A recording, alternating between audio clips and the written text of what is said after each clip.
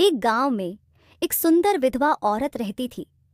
केवल 6 माह ही वह वैवाहिक सुख भोग पाई थी कि उसके पति की एक दुर्घटना में मृत्यु हो गई। पति के जाने के बाद अब उसका मन इन सांसारिक वस्तुओं में नहीं लगता। इसलिए वह अपने एकांत से बचने के लिए और ईश्वर प्राप्ति के लिए वह सत्संग करने के लिए एक आश्रम जाने लगी और उसने एक गुरु बना लिया और भक्ति करने लगी। उस आश्रम में प्रत्येक दिन भक्त रुकता और आश्रम से संबंधी कार्य में मदद करता। एक दिन उस विधवा को उस आश्रम में रुकना था।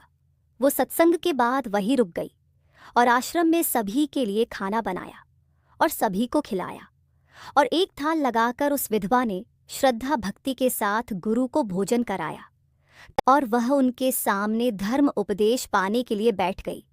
परंतु गुरु के मन में उस विधवा के रूप और यौवन को देखकर पाप भावना जाग उठी। उसने अपने कुत्सित उद्देश्य को पूरा करने के लिए कपट का सहारा लिया। भांति भांति की युक्तियों से उसने आत्मनिवेदन का महत्व समझाना शुरू किया और यह जताने का प्रयास किया कि चूंकि वह उसकी शिष्या है, इसलिए उसे तन मन धन से, यहाँ तक कि अपने शरीर द्वारा भी गुरु की सेवा करनी चाहिए। गुरु शास्त्रों का जाता और पढ़ा लिखा था। उसने अनेक तर्क दिए, शास्त्रों के उद्धरण प्रस्तुत किए और यह सिद्ध करने का प्रयास किया कि यदि शिष्या ने ऐसा नहीं किया तो यह गुरु आज्ञा का उल्लंघन होगा और उसके परिणाम स्वरूप उसे नरक की प्राप्ति होगी।